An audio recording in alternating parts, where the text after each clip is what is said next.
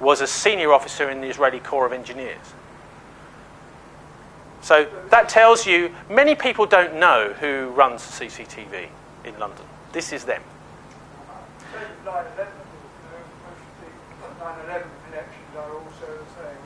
But it seems extraordinary to me that this foreign company run by ex-foreign military people is entrusted with the safety of 3 million Londoners a day. Sounds like extraordinary. usual sort of plot, like your SAS in Belgium. But they're the people you've got to go to if you want to get pictures of what was going on the underground that morning. There's also the people who were labelled as having caused it to come down from Luton or somewhere. No, they're skilled operators who've done all that sort of work in their own country and could be hired outside. There are serious doubts. I'll finish 7/7 on this. There are serious doubts about where these bombs even were. There's been no public inquiry. Okay? We've had something called the government narrative, which is couched in language of "we think this," and someone once told me that. It's all the wrong type of language. This is not an intelligence report or that kind of thing. This is a sort of speculative, maybe kind of document. It's part of the art of concealment. But the law is, the Coroner's Act says, in an event like that, we have a public inquiry. And Cameron is absolutely dead against it, apparently. Brown has stopped it, as Blair stopped it, and Nick Clegg apparently is against a public inquiry. Why these people are against the law of the land, God only knows. If we had a proper public inquiry into the 7/7 attacks, I think we'd find all sorts of anomalies. What we've been told, spun by the media. What's happened is these 4 lads from from Leeds, and one from Hempstead, I think. No, they got on the train in Luton, they're from Leeds. And it's been a trial by television. That's all it is. Surrey and Blair comes onto television and says, it's okay, we found the guys that did it, and it was these guys and they're all dead. Okay, so you can forget about thinking about what happened. Shoot another poor devil that had nothing to do with it. Do we assume that they were all subjected to wet jobs then? Not sure. No idea. All I can say about the guys who were convicted. Well, they weren't convicted because there was no court case. They were all supposed to be dead. Is that their families do not believe they did it? Right? I've spoken to some of the families, and they are very, very reluctant to talk to anybody, as you can understand, and also put into a state of shock by the whole thing. Now, I think it's quite possible that these guys, certainly Mohammed Sadiq Khan, was said to have been working with Special Branch up in Leeds on quite a high level. And it's possible that others were involved in drug dealing and things like this. But, you know, whether they actually did it is a totally open question until we have that public inquiry. There are a lot of doubts as to how much we trust our secret services post Lord Rothschild running it in the late 1940s and early 50s. Well, no, Peter Wright talks a bit about that, doesn't he, in Spycatcher. Anyway, right, also another crucial thing with this new kind of wave of 9/11, 7/7 type attacks is the control of the media, particularly television and the mass media. Now, we have had a little story recently. How many people saw the thing where the Sun came out a few months ago saying, we no longer support the Labour Party, we're now Conservative now. This is Rupert Murdoch. Rupert Murdoch's also, of course, in charge of Sky, but that's not enough for him. He can see ITV and ITN, right, which is, you know, we Channel 4 News as well. He's got all these organisations in his sights. The only reason the Sky News is any good is because it has to be better than Channel 4 News and it has to be better than the BBC. If it can take over ITN, then we can start getting complete nonsense from Sky News. And this is what Rupert Murdoch wants. Anyway, the Labour Party just announced, the Department of Culture, Media and Sport, that Rupert Murdoch has got to sell 25%, I think it is, of his shares that he's got in ITV. Because he's been buying up ITV shares and buying up, but there are rules about cross-media ownership, which are now being enforced since Murdoch decided the Sun wasn't going to support the Labour Party anymore. His son to his wife. Well, possibly. But it's a tiny bit of good news. But you can see what's going on here. It's political bargaining behind the scenes with the big media barons, who are literally like global barons.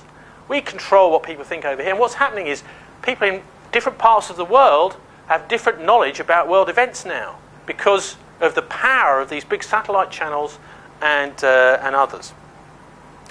Right, anyway, let's get down to a few possible Illuminati individuals. Prince Bernhard of the Netherlands was obviously a key person, if you know anything about the Bilderberg group, do you? In the setting up of the Bilderbergs. Bernhard, do you know what he was doing during the Second World War? He was a Nazi. He actually spent a lot of his time in Canada because that's where the Dutch royal family were. And I spoke to this is just a little anecdote. I spoke to a researcher, a guy who does wrecks. This is back in the late 90s, because I came across some evidence that Bernhard and his family had been involved in an attempt to stop the Second World War back in mid-1944. Because they realised they were going to lose a lot of these German industrialists, and they wanted to have a secret mission to the US, because they realised the US was the people who were going to decide things. And they actually sent a U-boat off, which officially didn't exist, which was supposed to be Hitler's escape boat. Now this was moored in Danzig, just sitting there. But here are the plans that he dug out. No, it's called an X-1B. Now, officially it doesn't exist, right? But here is a diagram of how it crashed. What happened was this boat, with a whole load of German industrialists, was moored off the coast. And who should turn up with Bernhard's mum, Wilhelmina, on the coast at Cape Cod. Now, the Americans weren't really sure what to do. And I imagine that when they started transmitting, and apparently the communications were going right from this submarine, which had come across the North Atlantic with all these industrialists, they were communicating with the White House, the map room in the White House.